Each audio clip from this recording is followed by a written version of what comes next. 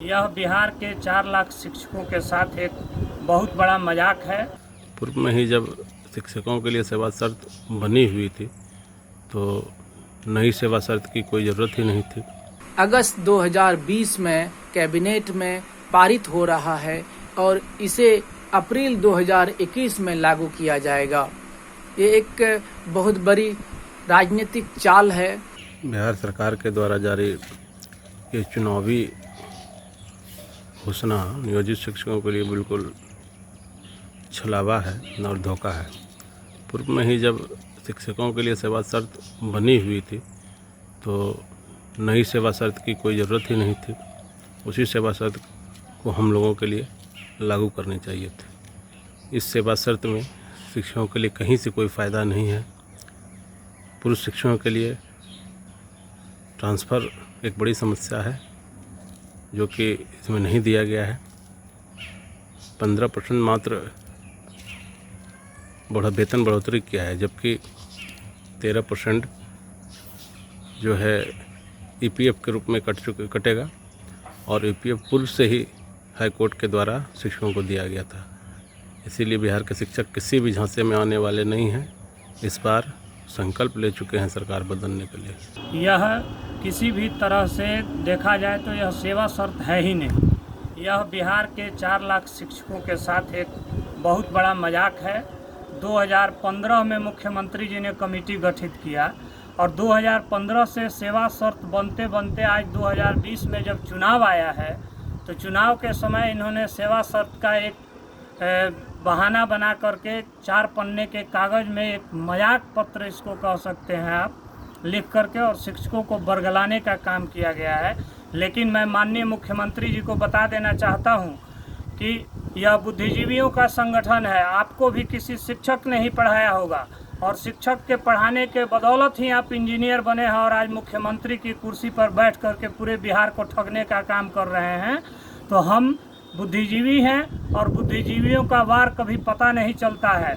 इसलिए चुनाव है, अभी भी समय है, आप चेत जाइए और हमने जो राज्यकर्मी का दर्जा मांगा था उसको अविलंब आप दीजिए, अन्यथा यह सेवा शर्त की प्रति को हम लोग जलाएंगे। आज जला करके अपना विरोध प्रकट करेंगे।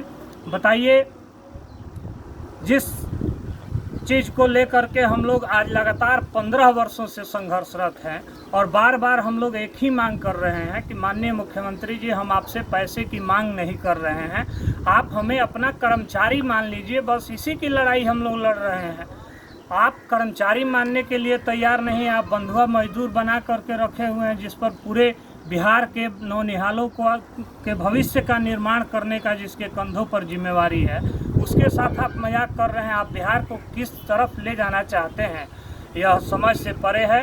खैर, मैं आपको अभी भी चेतावनी देने के साथ ही कहना चाहता हूं कि अविलंब जो हमारी मांग है राज्यकर्मी का दर्जा उसको दीजिए, अन्यथा चुनाव में नतीजा भुगतने के लिए तैयार रहिए।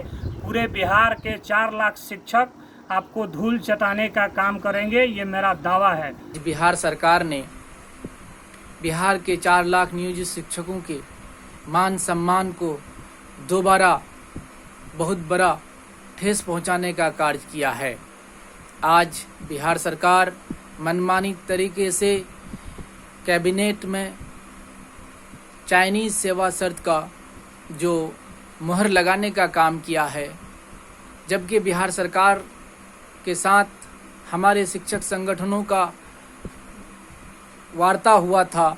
उसमें सरकार के तरफ से जो प्रधान सचिव महोदय थे उनका कहना था कि स्थिति सामान्य होने के उपरांत आपके साथ बैठकर वार्ता की जाएगी। परंतु हम शिक्षक संगठनों के साथ वार्ता न करके एक चाइनीज़ कहें इसको या फिर चुनावी लॉलीपॉप कहा जाए, इस तरह का कार्य करने जा रहे हैं। और मुझे बहुत ही आश्चर्य हो रही है कि बिहार सरकार में आज तक आज़ादी के बाद से लेके आज तक ऐसा कभी नहीं हुआ है कि अगस्त 2020 में कैबिनेट में पारित हो रहा है और इसे अप्रैल 2021 में लागू किया जाएगा।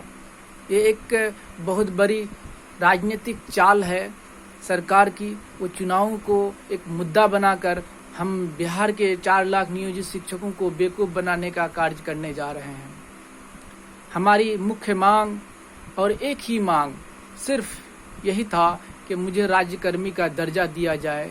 हम भी बिहार सरकार के ही कर्मी हैं, हम भी बिहार सरकार के सरकारी विद्यालय में ही कार्य कर रहे हैं, मगर बिहार सरकार ने पुनः फिर हमारे साथ एक बहुत बड़ा छलावा का कार्य करके फिर हम 4 लाख शिक्षक और उनके परिजनों को 40 लाख लोगों को पुनः मायूस करने का काम किया है। हम इसका बहुत ही कड़े शब्दों में निंदा कर रहे हैं और इसे चुनावी लॉलीपॉप का हम लोग भी उसे चुनाव में बहुत अच्छी तरह से जवाब देने का कार्य करेंगे।